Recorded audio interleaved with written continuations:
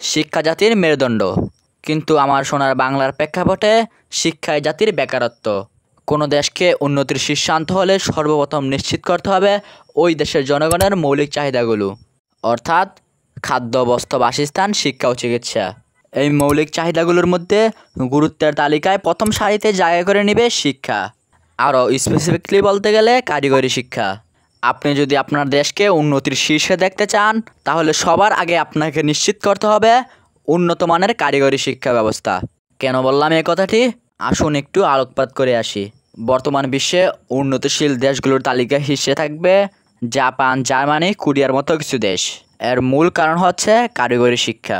বিশ্বের উন্নতিশীল দেশ জাপানে প্রায় 66%, জার্মানিতে 73%, সিঙ্গাপুরে 65%, অস্ট্রেলিয়ায় 60%, চীনে 55% ও দক্ষিণ কোরিয়ায় 50% এবং মালয়েশিয়ায় প্রায় 46% শিক্ষার্থী কারিগরি শিক্ষায় শিক্ষিত হচ্ছে। সেখানে আমার সোনার বাংলাদেশে মাত্র 14% মানুষ কারিগরি শিক্ষায় শিক্ষিত হচ্ছে, আর এই 14%-এর অধিকাংশই অদক্ষ, অপরিপক্ক।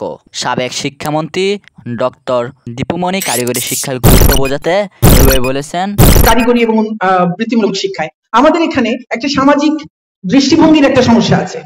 আমাদের এখানে মনে করা হয় যে যারা ডিপ্লোমা করেন বোধহয় তারা কম মেধাবী, কিংবা তারা হয়তো অর্থনৈতিকভাবে ততটা সচ্ছল নন, সেই জন্যই তারা ডিপ্লোমা করছেন। মনে করি যে আমাদের এই সামাজিক দৃষ্টিভঙ্গিটা পরিবর্তন করার প্রয়োজন আছে এবং সেই ইতিবাচক গল্পগুলোকে আপনারা মানুষের সামনে তুলে ধরেন। তাহলে আজকে যে আমার ছেলেটিকে বা মেয়েটিকে অনার্স পড়াবো, পড়াতেই হবে, তার তো কোনো মানে নেই। যে কারিগরি শিক্ষা জাপান, কানাডা, জার্মানি, চীনের মতো দেশগুলোকে নিয়ে গেছে উন্নতির শীর্ষে, সেই কারিগরি শিক্ষা ব্যবস্থা কেন বাংলাদেশকে নিয়ে এসেছে অনুন্নত দেশগুলোর কাতারে? এখন বুঝতে পারছেন আমরা কেন জাপান, কানাডা, চীন হতে পারিনি, কেন আমরা বাংলাদেশে রয়ে গেলাম। আপনি সত্যি যদি বাংলাদেশকে বিশ্বের উন্নতিশীল দেশগুলোর কাছাকাছি নিয়ে যেতে চান তাহলে আপনাকে হাতিয়ার হিসেবে ব্যবহার করতে হবে কারিগরি শিক্ষাকে। এজন্য একটি দেশের উন্নতিতে দক্ষ কারিগরির কোনো বিকল্প নেই। দক্ষ ও পরিপক্ক কারিগরি পেতে আপনাকে অবশ্যই নিশ্চিত করতে হবে উন্নত মানের কারিগরি শিক্ষা ব্যবস্থা। কারিগরি সেক্টর থেকে সকল প্রকার বৈষম্য দূর করতে হবে।